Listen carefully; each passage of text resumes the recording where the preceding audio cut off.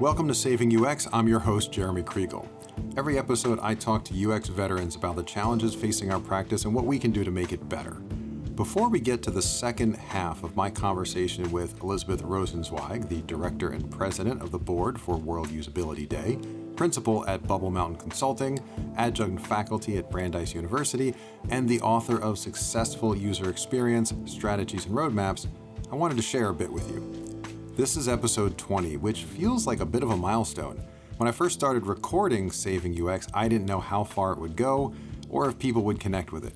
The feedback I've gotten so far is that you find it really helpful. That makes me really happy and gives me the motivation to keep doing this. This week, the podcast was also featured in the article 18 Must Subscribe UX Design Podcast for 2021 on builtin.com. I consider that a huge honor for such a young podcast and wanted to say a big thank you to all the guests who have volunteered their time and shared their insights. I started this podcast to be of service to our practice. If you find it helpful, share it with someone. If you have a question or comment, the place to go is the Shuffle app for iOS and Android. It's one place where everyone can engage together. Who knows, maybe the episode's guest will pop in and reply. You can get the app at getshuffle.app/savingux. You'll find that link and more on the show notes page at sux.live. That's SUX for savingux.live. So if you missed part one, go back and catch that. You can watch it on YouTube or listen on most podcast platforms, or do both at sux.live. And now, the rest of my conversation with Elizabeth Rosenzweig. Elizabeth, let me jump in here because you did mention you are a consultant, so you get to work with a lot of different organizations. So is there anything that you can share about conversations you've had or clients you've worked with where you've been able to move them in this direction? And how did you approach that made you more successful? Or what was it about that organization that you looked for that you said, okay, these folks are more likely to get on board and move them? Or are you choosing your clients by who's already there and limiting yourself that way? Just kind of for other folks who are trying to make this progress, what can you say to help them? Excellent. So, what I'm noticing is, at this point, I think that as a consultant, people know who I am. And so I think it's turning into more of a self-selection of, who also reaches out to me. I had one client once tell me, oh, yeah, I know your brand is Designed for Good. That is a website I have, designforgood.org. So Design Research for Good. But either way, so that's fine, right? But what I notice is extremely large corporations like financial systems, for example. And I know lots of people, including my brother, who work, in large financial organizations. And a lot of them are actually, they have programs inside their companies to attract people, right? So some of them during the summer of 2020, when there was a lot of civil rights unrest, they were doing all sorts of Black Lives Matter discussions and LGBTQ discussions. And, I know someone in one of those companies who was saying, I'm not sure I'm going to have time to work. There's so many seminars I want to go to, and I'm only, and I thought, oh, that's great. Like I was a little surprised. And I've worked with a lot of these large financial companies. But I think they have the resources. And then it really depends on who's leading that company. So I'm not going to say any names, but it really is about that. But at the far extreme, we have the startups that I work with who are scrappier and they can't always devote seminars. But then I look around and I see, this little Zoom meeting is much more diverse. There's not everyone is just white, or not everyone's just a man, or not everyone's just one category.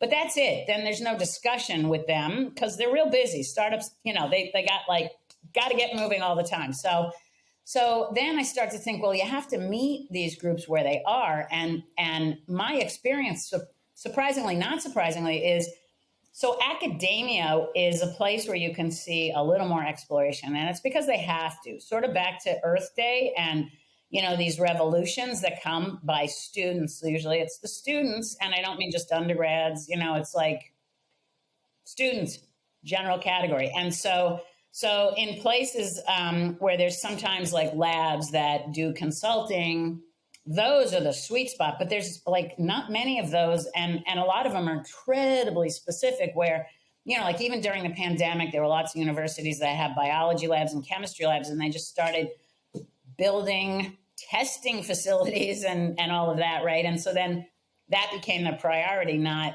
whatever other little social action we're trying to do in the development of technology. So again, the pandemic has really thrown a cog in the works, as we say, and we're not out of the woods with that, obviously. And so it's hard to say where it's going to go. But what I've noticed those giant, mostly financial, sometimes publishing companies, those have been the two, medical sometimes, medical devices, or occasionally the insurance companies.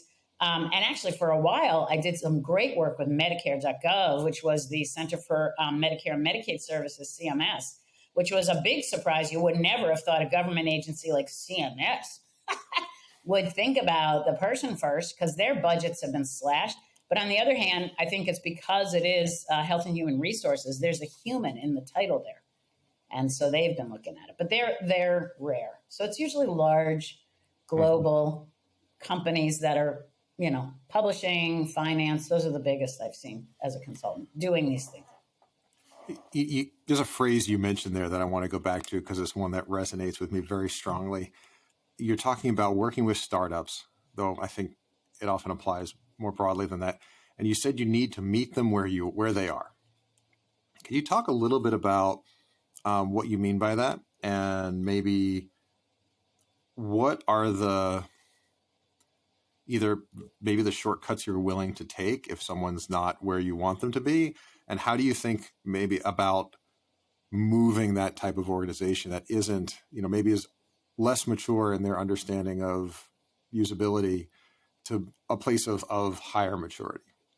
That's such a good question. And so for that, I have to put my psychology hat on, because which is really the root of all. I just want to call it now design research, UX design research, whatever word, because the principles of any sort of user-centered design is to try and understand the person. And that's really psychology at the end of the day. So if I applied those exact principles to my stakeholders, right? So that's a chapter in my book, Getting Stakeholder Buy-in. And it is, the idea is this, right? Let's say I'm thinking about my stakeholder as a persona. What do I know about them? Maybe nothing, or maybe a lot. And let's go into that, okay?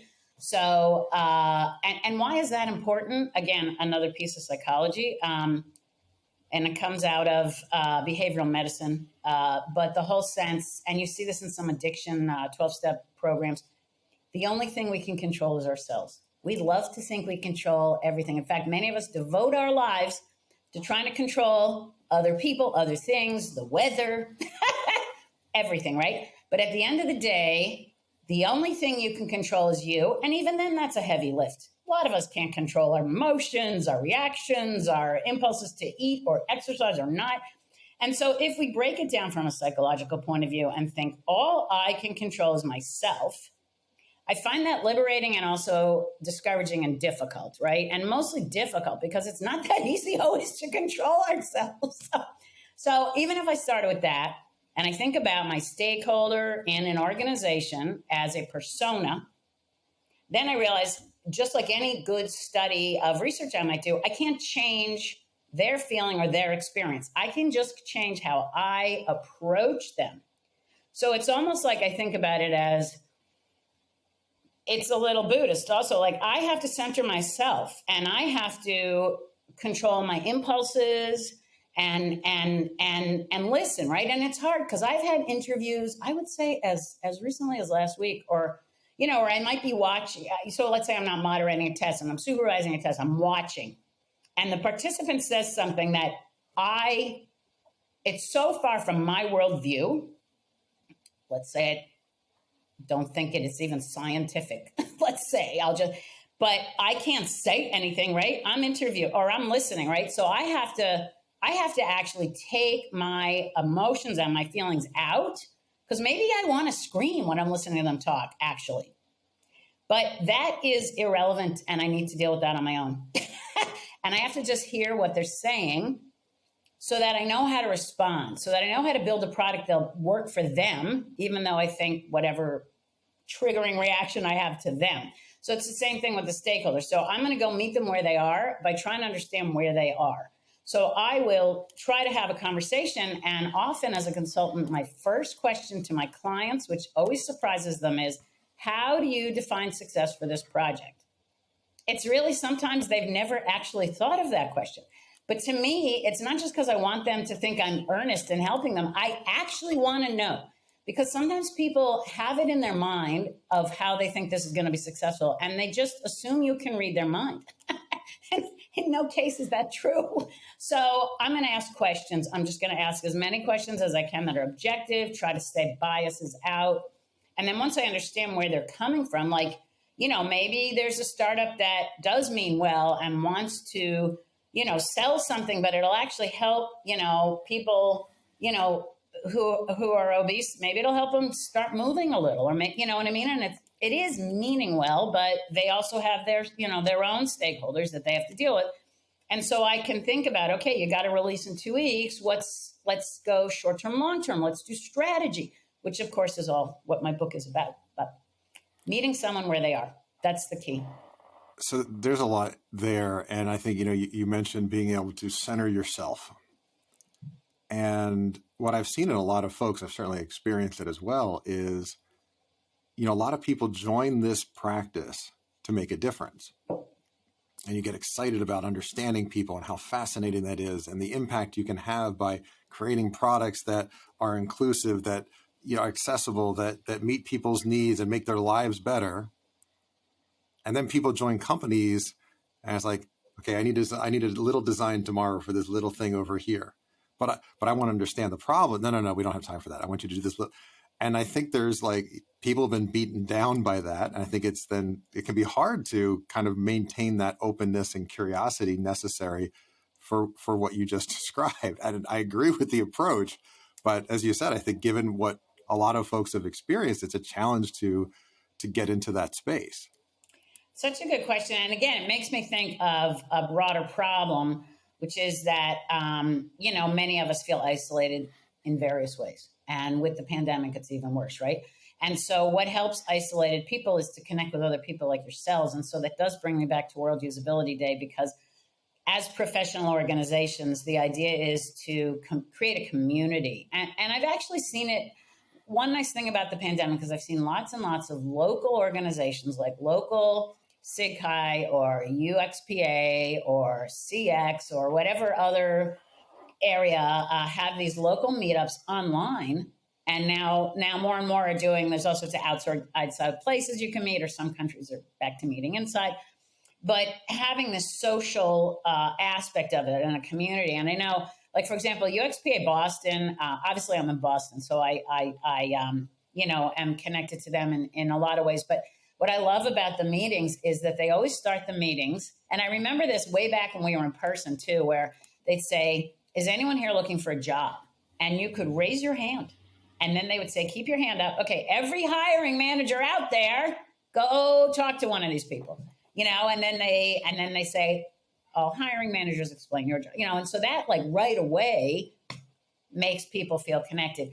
But then once they start working, or once they start having these issues, I'm actually on a few Slack channels now where people are talking to each other about all their issues. And if you're not on Slack, there's LinkedIn groups, and there's so much social media out there that actually can help us connect and ask each other questions. And I even started recently teaching asynchronous online as opposed to all the other forms of teaching.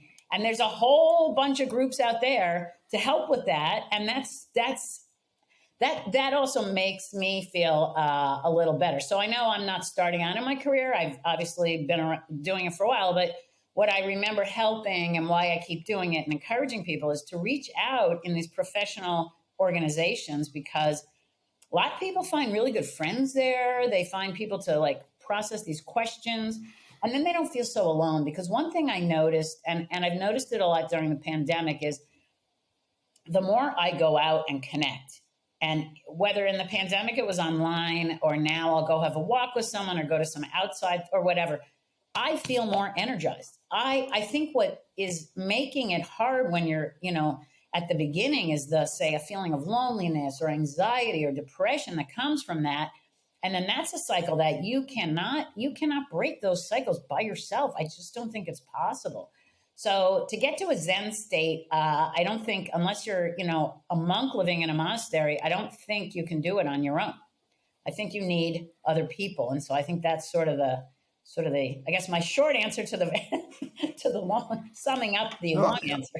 No, I hear you. And in fact, it's one of the reasons I started this podcast is at the beginning of the pandemic, I had offered on LinkedIn to do some free coaching if people had been laid off or whatever else. Right. And the response was tremendous. Because I thought it'd be a handful of people maybe from my network, but that message got forwarded, ended up with like 75,000 views or something. And I had a huge... I'm pretty sure I forwarded it to the World Usability Day groups. I mean, I talked to over 100 people from all over the world. And one of these things I kept hearing over and over again was how much people were struggling, and kind of like the story you shared at the beginning about usability testing, they kind of thought it was just them. And I said, no, it's like, it's hard everywhere. I've been at a lot of places. It's hard at most of them. So part of this was, let's be honest about the challenge. It's not just all like, let's just talk about making it great. It sucks. It's hard in a lot of places. I think it's what drew me to the field in the first place. The psychology piece. And that's what you're talking about at a certain level. I'm calling it psychology, but it's really the human piece at the core, right? Because when I think about our field, I like to, people like, let's say in my family who are not at all technical, they're into whatever they're into. I say, well, it's a combination of design psychology and engineering. And they're like, oh, I get that. Oh, that's great. Because it is. But to me, the psychology is where the human piece comes in. And it's probably the most important piece. So, yeah. So connecting is that's where I get my energy. And introvert, extrovert aside, I like that, that is, I think everyone at some point benefits from connecting to other people in whatever way works for them. Oh, great. Is there any bit of advice that you tend to offer to folks who are, maybe just starting out or younger in their UX usability career? Yeah, and it's a great question because, I have a lot of graduate students, and soon I'll have undergraduates as well. But so one thing, because I think about where I was then, and of course the field was just starting out, but it's still where I was then is similar. Like in a lot of cases, I was the only woman in the room, so I do remember feeling isolated in those ways. And I know this might sound really corny, but what I realized is that I had developed a strong intuition based on my education and my experiences about what worked and what didn't. And early in my career, I didn't have the confidence in my intuition. And so I encourage anyone who is just coming up in any way, shape, or form to try not to lose that connection with your inner voice, your intuition. What I learned over time, though, is that your intuition may be telling you something's off, but it may not always have the details right. And that's where being older helps, because then you can think, okay, so I spent 10 years not letting go of my intuition, but it turns out some of my details maybe were wrong, but that doesn't mean everything about it was wrong. It means it doesn't mean I have to lose confidence in myself. What I need to do is keep doing the same process I do with UX, do it to myself. So I thought it was a good idea to change the world through this thing, but World Usability Day, but it didn't quite play out that way. Oh, look, people are using it for professional development. Oh, that's nice. Not what I thought it would do. Not about me. It's okay. I had an instinct to make people connect. And if I remember that, which I have recently, which is why I feel more confident, I think, then I know, okay, so I am just doing data collection on everything while I'm designing. So data collection is, back to the young person coming up, I have an instinct and something's wrong. That's your hypothesis. And your data collection is to see, is it because I talk loud? Is it because I'm a woman? Is it because money is the priority? And then figure out, so, you're sort of refining and iterating on this intuition based on the data you get. So don't lose confidence don't ever let anyone tell you your experience isn't real. Your sense of what's right and wrong isn't real. Don't let anyone tell you that, but don't be so quick to jump on someone with the details. count to 10. Think about what else is happening. I mean, it's funny because I was talking recently, I just started a new class at Brandeis and I was talking to the students and one of them asked me, I thought such a brilliant question. I always say, what do you want to get out of the class? And so she said, what do you want me to get out of the class? And I was like, oh, yes. I didn't even start and you're already there, you know? And so I said, confidence in your skills. And that's sort of what I'm saying is build up your skills. Build up your skills, build up your faith in yourself. And the UX skills can take you anywhere to do anything. Because if you think of everything as a hypothesis question, who's your personas? What do you know? And then what do they need? Go back to meeting them where they are. But I think it's easy when you're young and starting out to lose confidence in yourself. And, you know, that's the hardest thing is to keep feeling, especially when you feel isolated, right? Feeling like I'm on the right track, I'm doing the right thing.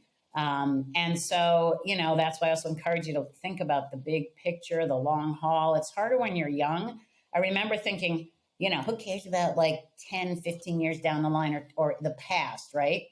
But actually everything is data. So you could think about it that way. So just don't lose confidence in yourself. You do know a lot of things. Don't let anyone tell you you don't, but get the details right too. That's my advice to them. I think that's great advice. And certainly for people not demographically like me, because I think I had the opposite problem when I was young. Because, well, one, I'm a 6 foot tall white dude with a reasonably deep voice with theater experience. So I could get up in front of a room and sound really confident, Absolutely. even if I wasn't entirely sure. And I really got rewarded for that. Right. I remember a call I had with a manager, and I was on a terrible project that was going south fast. And I was trying to, as best I could, lay out the scenario and what was going on. And I think what needed to be done. And in my head, I think I'm lost and I'm struggling. And however I communicated, she said to me, well, it sounds like you got the situation well in hand. And I thought, it does? Because I don't feel that way, but I didn't feel like I could say otherwise at that point. But usually it wasn't the case. People just took me seriously, and I have had to learn to kind of step it back. That's profound, and thank you for sharing that because you are correct. And I have 3 adult sons, and I tell them that all the time. Please never forget you're a white man. And I mean, it's unfortunate, but it's true. So any white man that sounds confident, they're confident. Well, that's probably a good place to wrap it up. Okay. Elizabeth, thank you so much for joining. If people want to find out more or hear about what you're up to, what are the good places to find you online? Excellent question. So I do have my consulting is Bubble Mountain Consulting, and that's just at, bubblemountain.com. But if you want to see my work, you can go to designresearchforgood.org. It's long, but designresearchforgood.org, or everything about World Usability Day is at worldusabilityday.org.